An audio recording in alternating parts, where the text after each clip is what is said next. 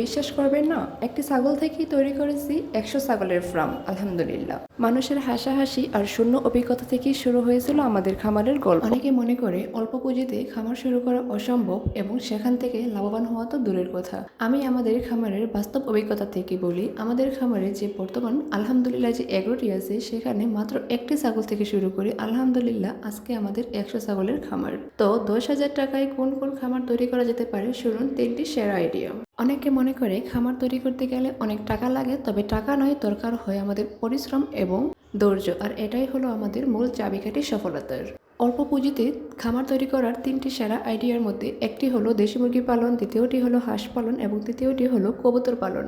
প্রথমেই বলি দেশি মুরগি পালন। বর্তমান বাজারে সবসময় দেশি মুরগির চাহিদা থাকে, সেই সাথে দেশি মুরগির ডিমের চাহিদাও সবসময় থাকে এবং কোনো সিজন ছাড়া সব বাজারেই সবসময় দেশি মুরগির এবং হাঁসের ডিমের চাহিদা বেশি থাকে এবং দামও ভালো থাকে।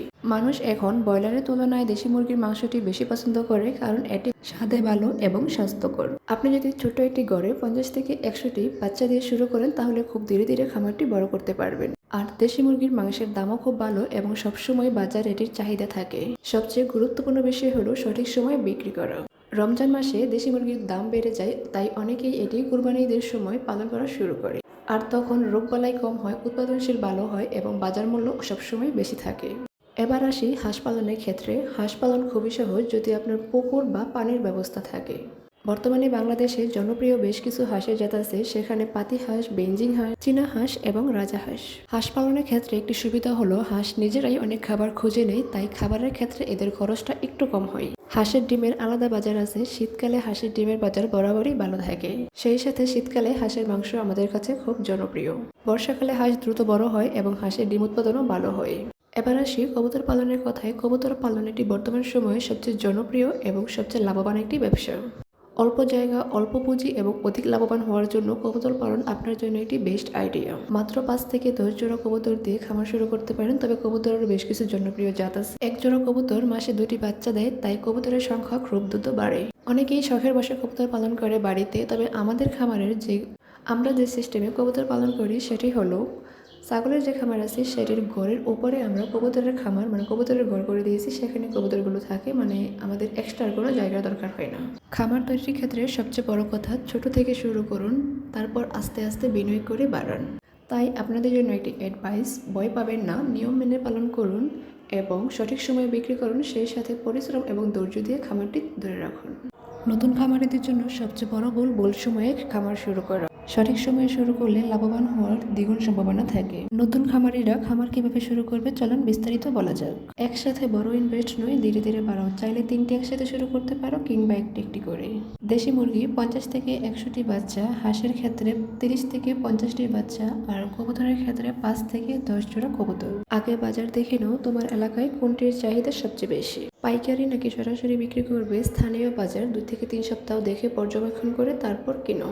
বাচ্চা কেনার পর বোর্ডিং ব্যবস্থাটা খুবই জরুরি এবং সেই সাথে ভ্যাকসিন ব্যবস্থাটা আরও বেশি জরুরি। সঠিক জায়গা ও পরিবেশ নির্বাচন। দেশি মুরগি এবং হাঁস পালনের ক্ষেত্রে মাঠ কিংবা বাড়িতে সরাসরি ছেড়ে পালার ব্যবস্থা থাকলে আরও বেশি ভালো। উঁচু ও শুকনো জায়গা, পরিষ্কার পরিচ্ছন্নতা এবং পানির ব্যবস্থা অবশ্যই ভালো হতে হবে।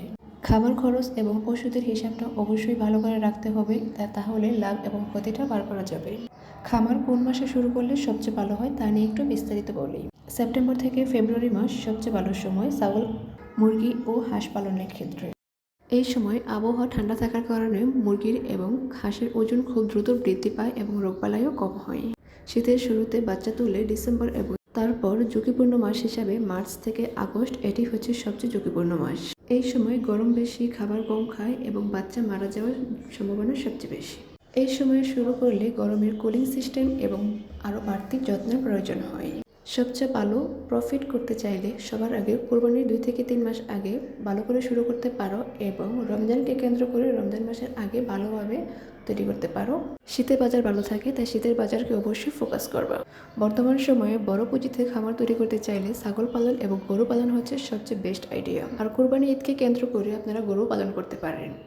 ছাগল এবং গরু পালন নিয়ে আমাদের চ্যানেলে বেশ কিছু ভিডিও আছে, আশা করি সেগুলো দেখে নেবেন। পুঁজি যদি একটু বেশি থাকে তাহলে অল্প সময়ে বেশি লাভবান করতে চাইলে কিংবা খামার বড় করতে চাইলে আপনারা ছাগল পালন করতে পারেন, কারণ ছাগল পালন বর্তমান সময়ে সবচেয়ে জনপ্রিয় এবং লাভবান একটি ব্যবসা। ছাগল পালনের ক্ষেত্রে ছাগলেরও বেশ কিছু জাত আছে, আপনারা পালনের আগে অবশ্যই বিষয়টি বিবেচনা করবেন। বছরে 2বার বাচ্চা দিয়ে থাকে এবং একই সময়ে একাধিক বাচ্চা দেওয়ার সবচেয়ে বেশি ক্ষমতা রাখে হচ্ছে ব্ল্যাক বেঙ্গল জাতের ছাগল। আর এই ছাগলটি বর্তমান বাজারে সবচেয়ে ভালো এবং এটি লাভজনক। এই ছাগলগুলো কম খাবারে এবং অল্প সময়ে খুব তাড়াতাড়ি বেড়ে ওঠে, সেই জন্য মানুষের কাছে এটি খুবই জনপ্রিয়। মাংসের হিসাব করতে গেলে মাংসও খুব সুস্বাদু এবং দামও সবসময় ভালো পাওয়া যায়। এখন আপনাদের পুঁজি, ধৈর্য এবং পরিশ্রমের উপর ডিপেন্ড করবে আপনি কোন খামারটি এবং কখন শুরু করবেন। আপনাদের যদি আরও কোনো বিষয় জানার থাকে এ বিষয়ে তাহলে অবশ্যই কমেন্ট করবেন কমেন্ট বক্সে।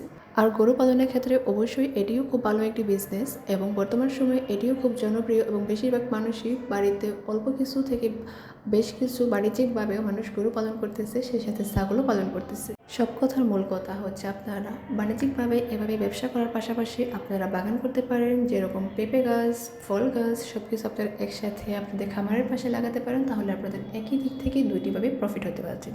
ভিডিওটি কেমন লাগলো আশা করি জানাবেন। যদি ভিডিওটি ভালো লাগে তাহলে অবশ্যই লাইক কমেন্ট শেয়ার করেন এবং চ্যানেলটি যদি সাবস্ক্রাইব করে না থাকেন তাহলে এখনই চ্যানেলটি সাবস্ক্রাইব করে দেন।